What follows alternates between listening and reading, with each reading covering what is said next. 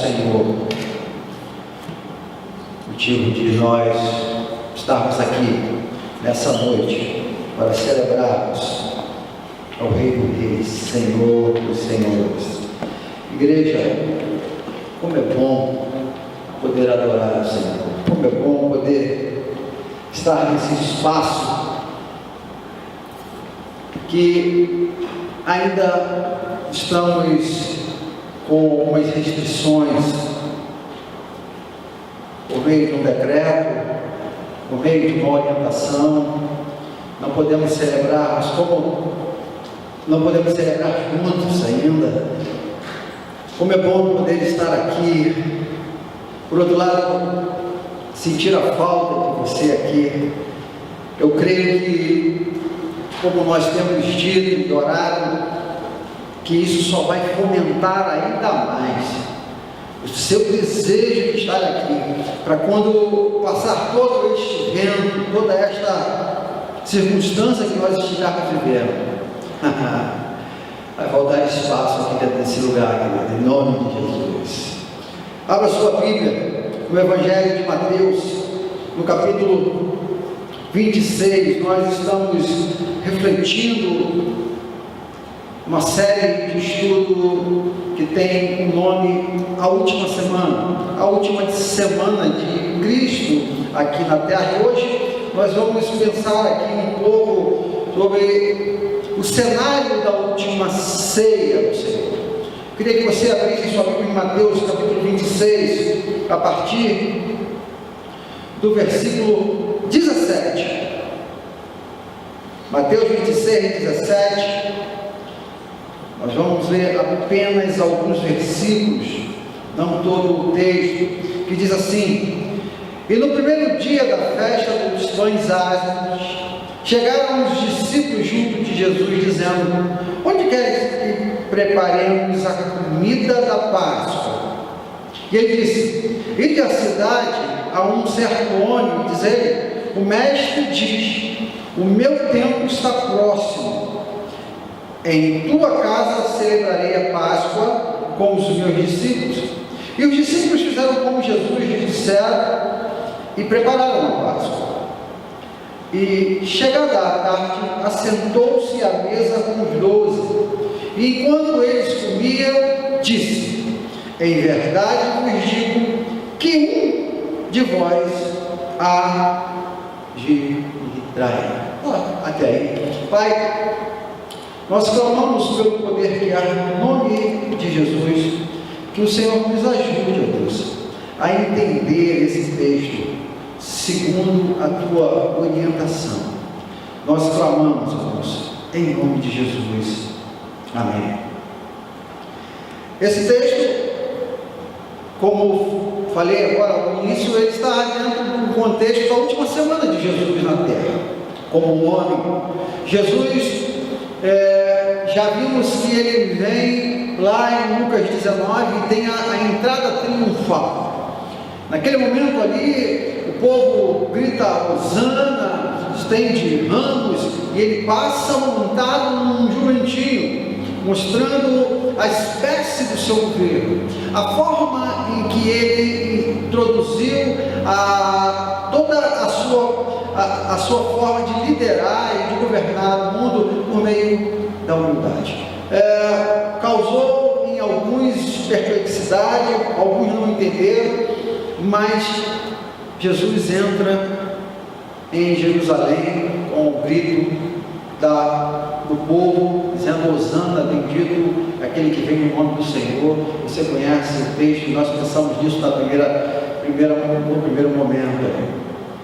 Segundo momento, nós vimos que houve uma reunião entre os sacerdotes e os escribas para conseguir alguém para trair Jesus. Eles fizeram lá uma espécie de uma reunião, uma conspiração, e compraram Judas, para que Judas pudesse então entregar Jesus. E nós meditamos um pouco, pensamos sobre o poder da manipulação, de uma religiosidade falsa, distorcida, com interpretações estranhas, homens que tinham tudo para ter a percepção correta da chegada do Messias, eles estavam aguardando isso, e quando o Messias chega, eles não reconhecem o perigo da religiosidade, o perigo da falsa crença, e pensamos como alguns homens se desdobram diante dessa terrível arma. E Judas foi o personagem que foi comprado pelo um valor financeiro, e nós pensamos também sobre as possibilidades do mal de se manipular por meio do movimento econômico.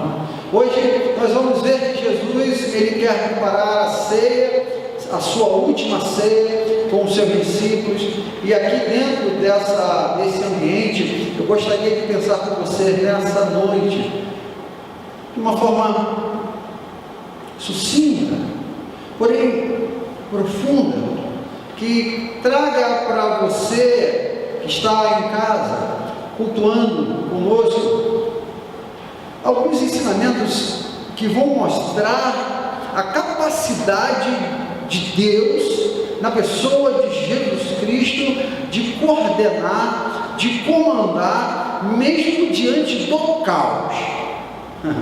Parece um pouco disso que nós estamos vivendo ali, né? O caos que se instaurou na nossa sociedade. Jesus vivia, talvez até então, queridos, o maior caos de todo o seu ministério. Ele estava a poucas horas de ser levado para as autoridades, de ter a sua liberdade cerceada, ser julgado, condenado, morto. Ele estava vivendo esse contexto. E diante desses últimos instantes de Jesus, dentro da sua liberdade, ele planeja algo específico para viver os seus últimos instantes ali com os seus discípulos. Um homem que tem a total segurança e o controle de todas as coisas.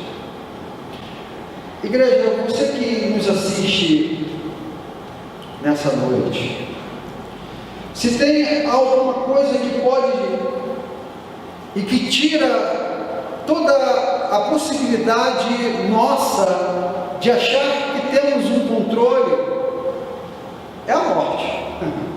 A morte, ela elimina de qualquer um, desde o mais rico ao mais pobre, a nossa ideia de que podemos controlar.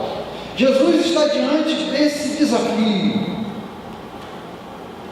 e ainda assim ele não perde o controle. Nós estamos vivendo diante desse plano de fundo num mundo onde o perigo, aquilo que vem continuamente através das mídias, das pessoas, da população, essa perspectiva de morte é a grande arma do mal. E Jesus, ele nos mostra como manter o controle mesmo diante desse cenário tão caótico. Primeira coisa que eu queria pensar com vocês, Deus mostra o controle dele. Jesus consegue administrar a sua vida e aquele ambiente de uma forma tão serena e absoluta, que eu gostaria que você pensasse comigo o Deus que tem o controle absoluto de todas as coisas. Primeira coisa que nós vamos ver Jesus controlando aqui nesse texto é o ambiente. Ele, segundo o livro de Lucas, no capítulo 22, a partir do versículo 7, diz que ele chama Pedro e João para preparar o cenáculo, aquele lugar onde ele faria a ceia. Esse texto que nós acabamos de ler não cita o nome dos discípulos, segundo Mateus, mas os discípulos perguntam a Jesus aonde deve ser preparada a ceia, e Jesus dá ali os detalhes. Jesus explica exatamente onde ele queria passar os seus últimos instantes. Igreja, amigos, vocês que estão aí em casa, hoje nós estamos vivendo uma composição social, talvez dentro da maioria de nós, da sociedade como um todo. Numa história recente nós não vimos ou vivemos algo parecido, onde os seres humanos estão sendo impedidos de estarem em alguns lugares. Há um clamor para que você fique em casa. Jesus tem controle do ambiente. Ele monta a cena, mostrando que na sua soberania e comando, ele decide aonde vai passar os seus últimos momentos.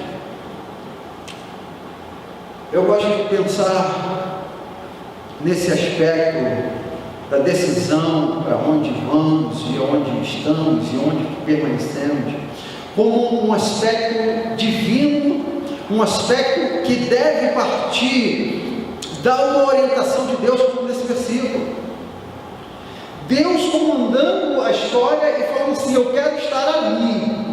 A direção e o controle de Deus sobre o espaço e o ambiente.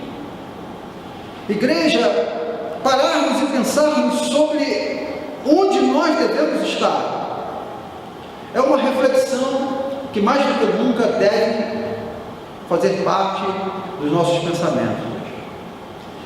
Independente daquilo que o governo diz para você, ou o seu patrão, ou a economia, ou seja lá quem for, busque a orientação de Jesus, busque a orientação de Deus, onde você deve estar. Ele monta, ele tem o domínio da cena, ele nos orienta, porque, querido, se a gente ficar preso ao que estão dizendo por aí, corre-se um risco enorme de você enlouquecer. Corre-se. Um manda você ir para um lugar, o outro manda você para outro. A orientação que nós precisamos buscar é em Deus e sentir essa orientação, nessa orientação, a paz que excede todo o entendimento. Nós vamos ver na história de Israel, Deus conduzindo o seu povo.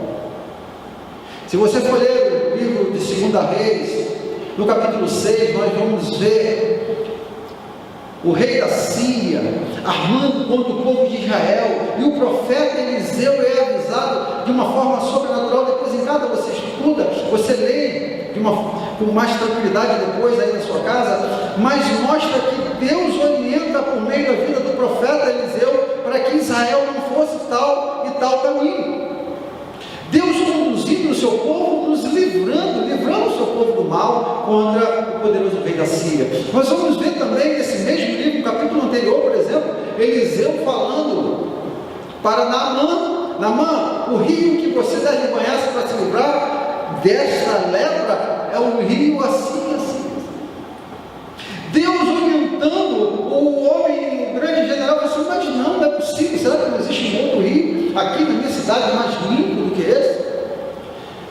Naamã, você não entendeu.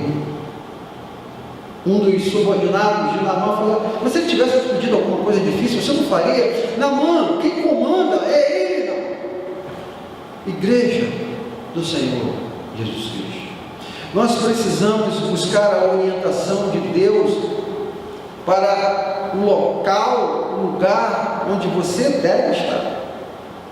Busque por meio da leitura da Bíblia, busque por meio do direcionamento do Espírito Santo que habita em você, que nos conduz, saber o que você deve fazer diante desse caos, diante dessa crise. Primeira coisa, nós vamos ver que Deus está no controle porque Ele coordena onde Ele quer passar o seu último momento. Ele coordena o espaço, Ele coordena o local, o onde Ele coordena os detalhes do onde. O texto vai prosseguir e vai nos mostrar que, além de coordenar, de controlar o onde, o lugar da sua última ceia, Jesus também fala para aqueles homens que é chegado o tempo. Versículo 14 diz assim: chegada a hora, pôs-se Jesus à mesa com eles, os apóstolos. Jesus começou a ceia na hora certa. A ceia estava dentro de um plano macro de Deus, de um espaço específico e de uma hora certa. Chegou a hora. Eu gosto muito da versão, de uma nova versão, a versão da nova tradução, a versão da nova, esqueci aqui, da versão da nova tradução, alguma coisa assim, NVT. Nova tradução da linguagem hoje? Não, é NVT, alguém me ajuda? Nova versão transformadora. Saiu, eu gosto dela. Que vai dizer que chegou a hora. Igreja, é importante a gente pensar que dentro de um plano de Deus existia uma hora específica para que as coisas acontecessem. Jesus, o apóstolo Lucas dizendo que chegou a hora, é chegado o tempo em que Jesus queria celebrar a ceia. A ceia estava dentro de um momento que era a Páscoa, e a Páscoa estava dentro de um momento máximo de Deus para a chegada do Messias. Tudo articulado, tudo planejado, tudo sob o controle de Deus. Coisa linda. Pensarmos que Deus ele tem um local específico e Ele tem um tempo determinado para que as coisas aconteçam. Se você tiver posse desse conhecimento e acreditar nisso que a Bíblia nos mostra que aconteceu na vida de Jesus e acontece na vida daqueles que dependem, daqueles que se colocam debaixo da orientação de Deus, do senhorio de Cristo, da liderança de Jesus, nós vamos parar de sofrer tanto. Há quanto tempo isso vai durar? O domínio do tempo não está sobre a nossa vida. Há uma preocupação hoje enorme, não sabemos o que vai acontecer, queremos antecipar as coisas, e os dois grandes transtornos que estão envolvendo a nossa sociedade é o transtorno da ansiedade e o da depressão. A ansiedade é o excesso do futuro, e a depressão, o excesso do passado. Não estamos sabendo organizar o nosso tempo, saber o tempo exato de cada coisa para a nossa vida. Peça a Deus orientação. Diz que Jesus chegou no tempo certo da ceia. É chegado o meu tempo. Gálatas, no capítulo 4, versículo 4, diz que Jesus, diz assim: vindo porém a plenitude do tempo, Deus enviou o seu Filho, nascido de mulher, nascido sobre a lei, debaixo da lei. Jesus começou a pregar lá em Marcos, capítulo 1, versículo 15: cumprir-se o tempo cumpre-se o tempo e está chegando o reino de Deus, arrependei-vos e crede no Evangelho.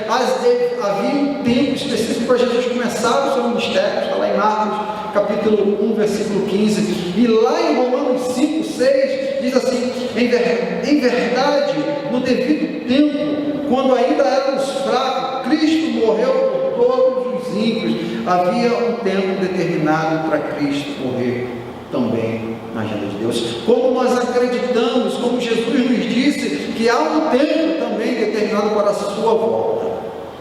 Igreja, isso nos mostra que Deus está no controle do tempo. Descanse. Você não sabe o que vai acontecer, não sabe quanto tempo está para acontecer. A Bíblia nos orienta, lá em Eclesiastes 3, que há um tempo determinado para todas as coisas. Jesus controla, por meio desse texto nós vamos aprender que Ele está no controle do tempo e do espaço. Eu queria caminhar contigo e pensar mais um pouco nesse texto, como nós podemos aprender o controle de Deus, o controle de Jesus. Versículo 21 diz que Jesus, à mesa com aqueles seus discípulos, ele dá uma sentença bombástica. Ele chega para aqueles discípulos e diz: todavia, a mão do traidor está comigo à mesa. Jesus estava diante do seu traidor, de todo o cenário de morte. É tão difícil pensar nesse texto, nas suas propriedades, nas suas complexidades, pensar que um homem que está prestes a morrer está diante do seu oponente, que vai entregá-lo, que vai trair com um beijo. Jesus sabia disso. Terceira situação que eu gostaria de pensar com você nessa noite, mostrando o controle de Deus, o controle total de Jesus sobre o tempo e o espaço, e o controle de Deus sobre as suas emoções. Sinceramente, eu não sei como reagiria diante de uma situação dessa.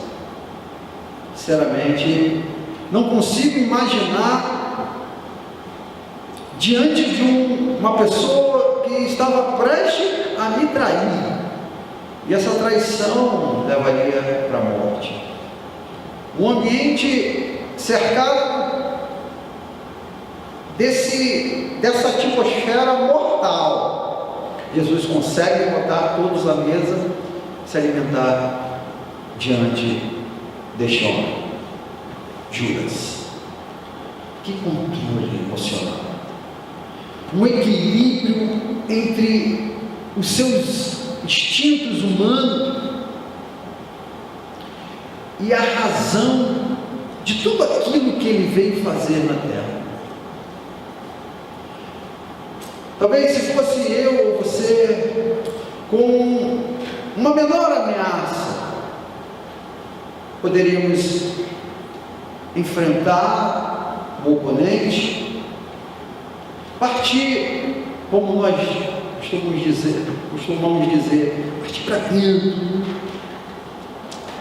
não querendo aqui alimentar o ódio e a violência, mas talvez alguns de nós e até um absurdo. Judas, rapaz, como é que você vai fazer isso comigo? Sou teu amigo, cara. Como você vai fazer isso? Mas Jesus não se deixa transformar na imagem do agressor. Ele mantém a sua serenidade e calma, mesmo à mesa com aquele que seria o motivo, aquele que seria o homem que iria o trair. Que controle, que serenidade. O que Deus nos ensina diante desse pânico que vivemos?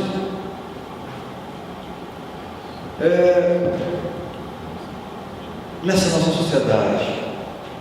Eu confesso que, particularmente falando, permita citar a minha vida aqui, eu não me recordo de ter encontrado com pessoas na minha vida,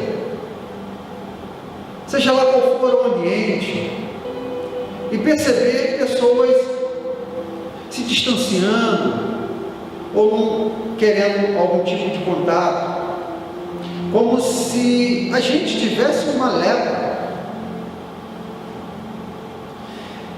Eu confesso, a você que alguns desses comportamentos, às vezes, brota em mim como ser humano, uma certa recusa,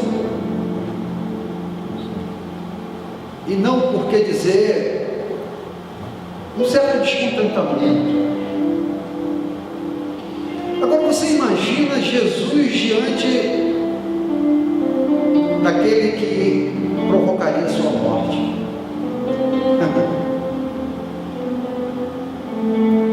Ele controla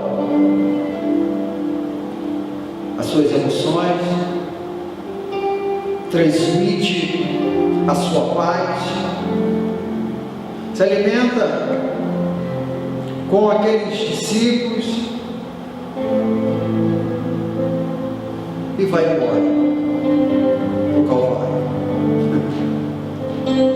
Mateus, nós não lemos o texto, mas Mateus termina esse cenário da última ceia dizendo que eles saem cantando com hino.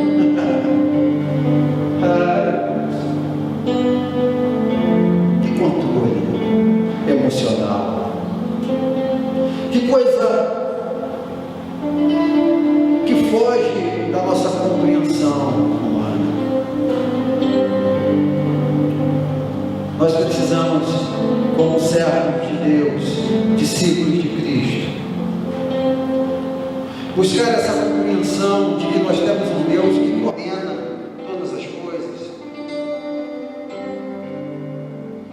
E assim como os discípulos se permitiram ser orientados por Cristo, de onde, quando,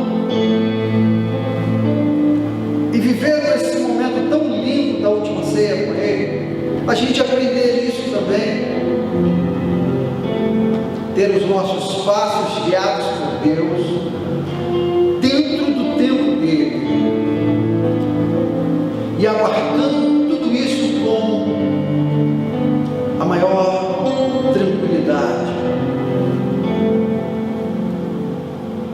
sem histeria.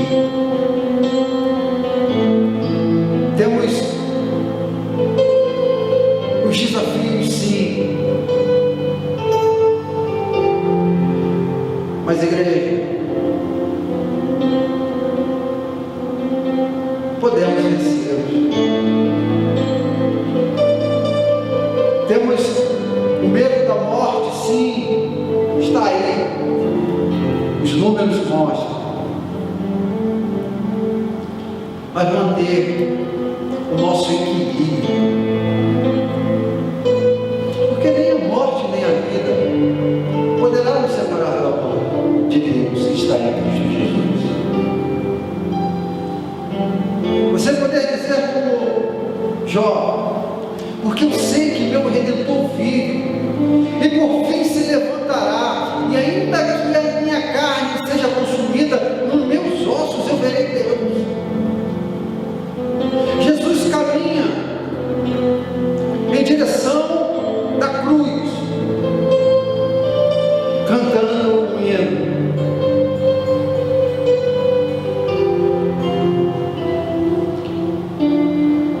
É a certeza de que o Pai estava no controle de todas as coisas, de que o Pai tinha o desfecho favorável. A cruz era a meta de Cristo. Ele estava no controle de toda a história. Jesus nunca